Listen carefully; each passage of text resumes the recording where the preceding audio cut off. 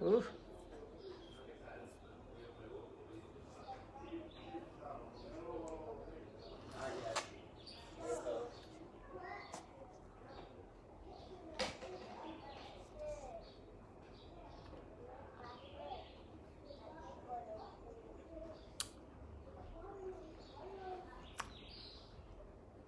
I hate foam.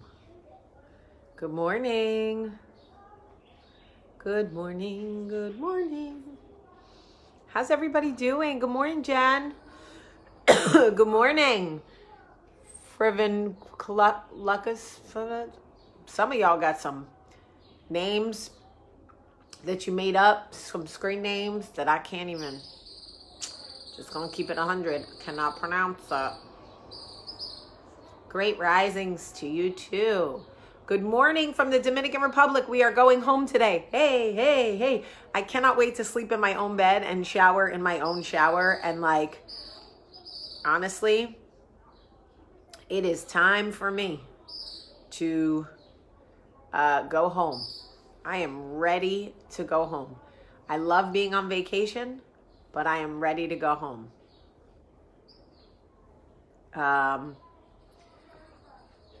And I don't feel bad about that. Oh, I appreciate you too, Anita. Good morning, Canada. Good morning, everybody. Good morning, Elizabeth. So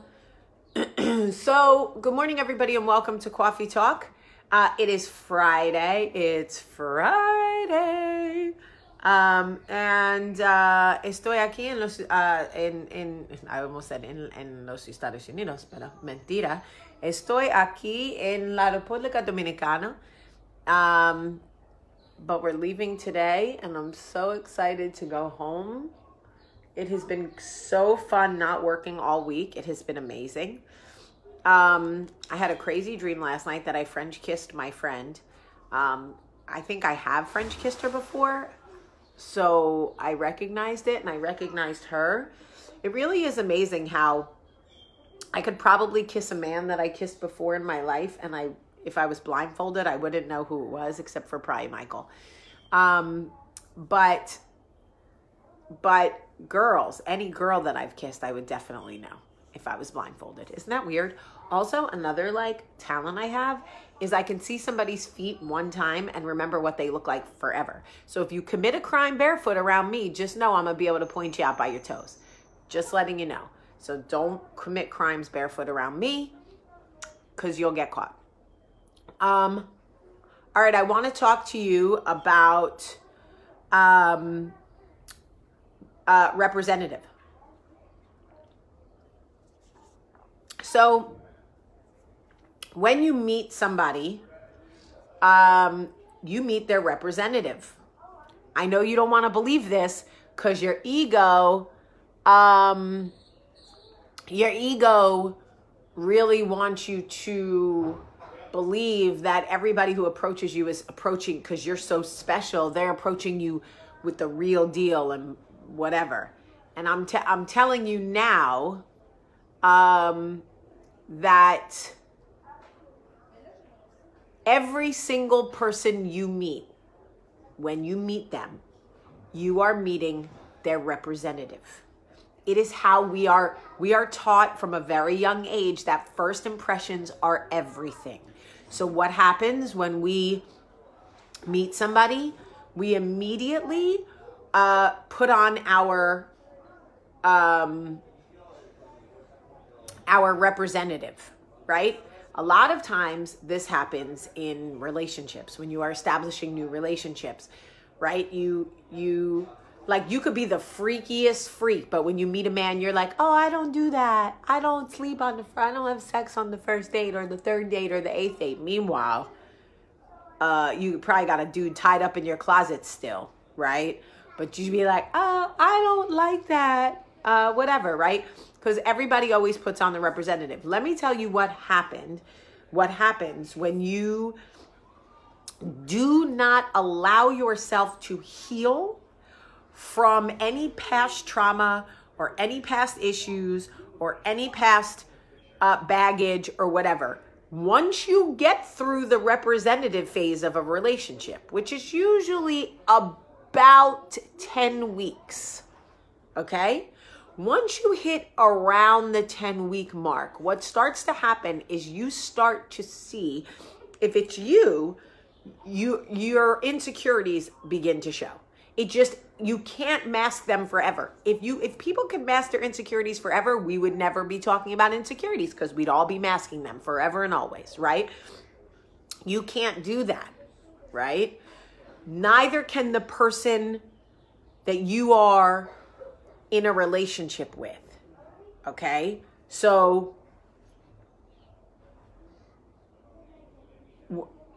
here's the thing. I was in a relationship with a severely abusive narcissist before Michael, okay? I knew going into my relationship with Michael that if I did not address certain things with him, and if I did not allow myself to heal from certain things, that once we got past the representative phase of whatever relationship we were in, right, that eventually all of those things would come to the surface.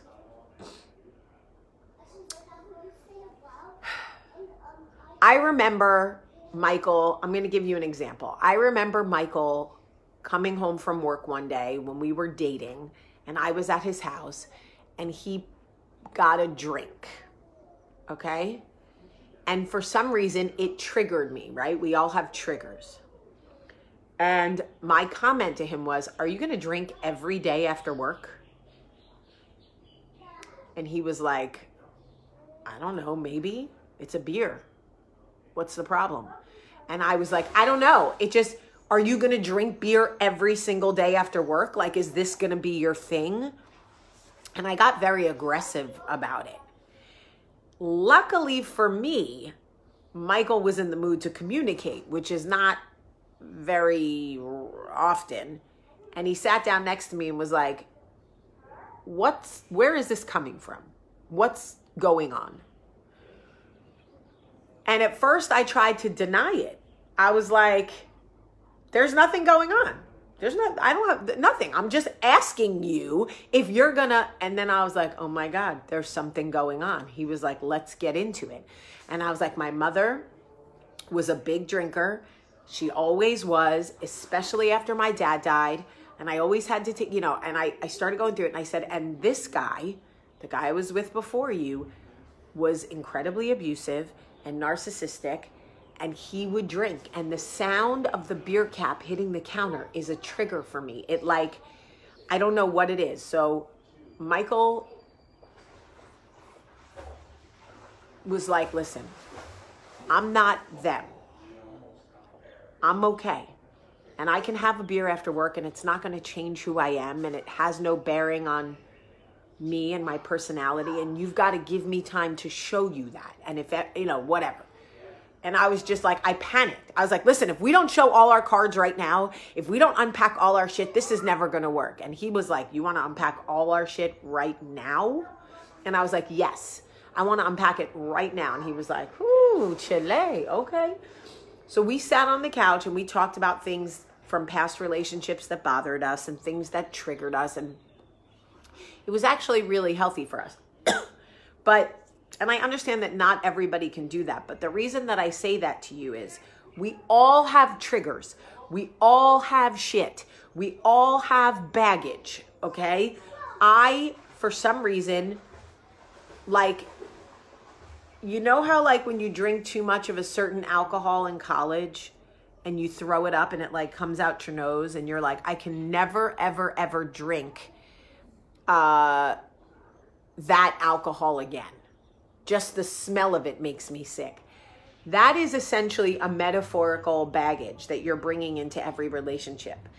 And around the 10-week, 3-month mark is when people's masks start falling off and you start to see more of who they really are. And it is in this window that we ignore the red flags that end up being the end of the relationship. So it's the things you see around that 3-month mark when you're coming off the honeymoon phase and everybody's happy and the sex is really good and you're all excited and you start to see some red flags, but you choose to ignore them because you're on a high from the last 3 months. You're on a high from the representative. So you ignore the red flags.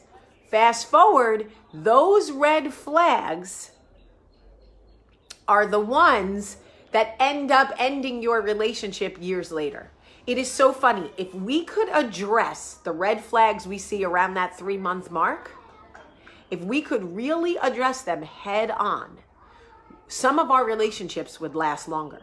The problem is that we are so euphoric from the honeymoon phase, from that we're all representatives, okay? That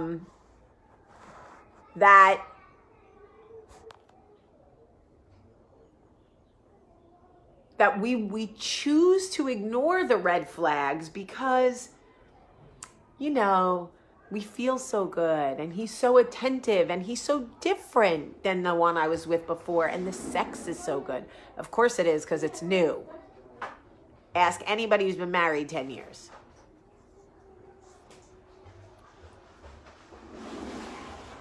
I mean, of course, my sex is still good, but you know what I mean. And then around that 3-month mark, when we start to see all these red flags, we don't want to rock the boat. We don't want to be the one to say we see anything bad. Are you kidding? The last 3 months have been amazing. Great sex. You're doing reverse cowgirl. You're going out to eat. You're so excited because he's introducing you to his friends. You might even meet some of his family. Like, this shit is real, okay? You don't want to say anything about the red flags you're seeing because you don't want, why would you want to be the one to rock the boat? So you say nothing and you continue through, you push through. Nobody wants that curtain to come down, but it's in that moment that if you don't address it, if you don't really say, okay, this has been amazing, but there are some things we need to talk about, right? By the way, the same goes with friendship. How many of us make friends, right? Make new friends and everything's great. We're sending them funny memes. We're, tagging them in funny posts. We're going out and having drinks and everything is great. And then all of a sudden around 3 months, whatever it might be, she ain't got no money again. She forgot her wallet. You're paying for her. Her car broke. Whatever it is, it's something, right? It's always something.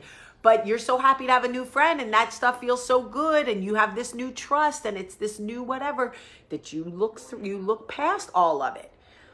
And then before you know it, people are coming up to you going, this girl is telling all of your business. This girl is DMing your man.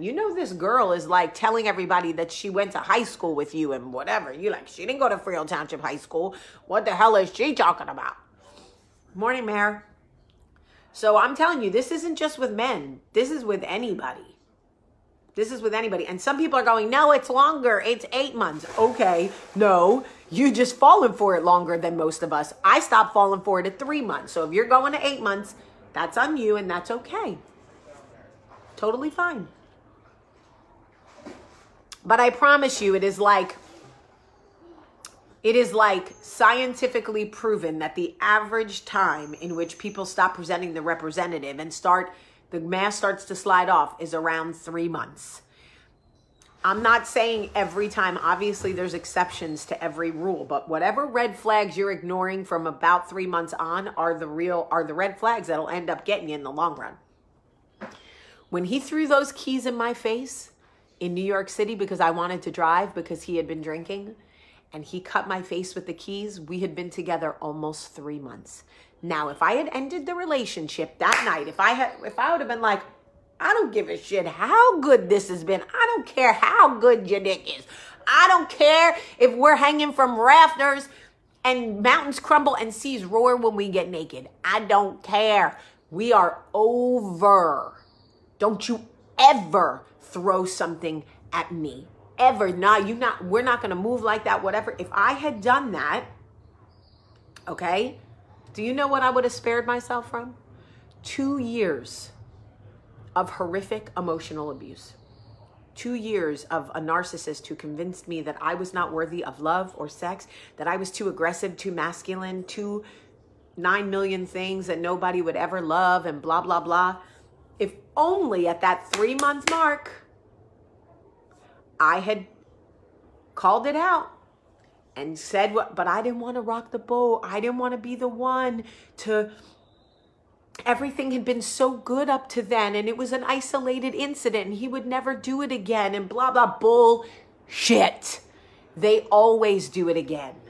Because when the mask comes off, you're not dealing with the representative, you're not dealing with the representative anymore.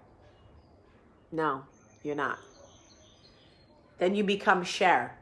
If I could turn back time.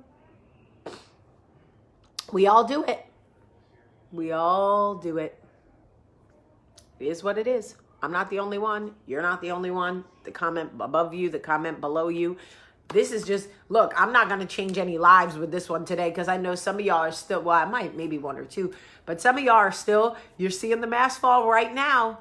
You're coming out of that honeymoon phase. You know what I'm saying is true, and you're thinking, shit, she's talking directly to me on this one. But you're still not going to say anything. You're still not going to rock the boat. You're still, because you know, maybe I'm wrong. Maybe he'll be different. Maybe she'll be different. You don't want to say anything. So you're just going to let it go. You're going to ignore those red flags. Just so you know, the mask is coming down, and everything you ignore now is on you. That's it. Once he shows you, or he or she shows you who they are, you start ignoring red flags because, you know, a honeymoon phase feels so good, whatever. And you chase that high, the whole damn friendship, the whole relationship. You're chasing that first 3 months, boo. You can never get it back. Now, if they're a good person, you'll be fine. But I'm not talking about the good ones, unfortunately. All right, Marsha, you're there. End it now. End it now. I promise you, I know what I'm talking about. All right, I got to pack these kids up because we're leaving for the airport in 2 hours. Share this video. There's a share button right there. Somebody needs to hear it. Share it. Tag somebody. Let's share it to everybody. Let's make it go around the world. I love you guys so much today. I love you. Have a great, great day.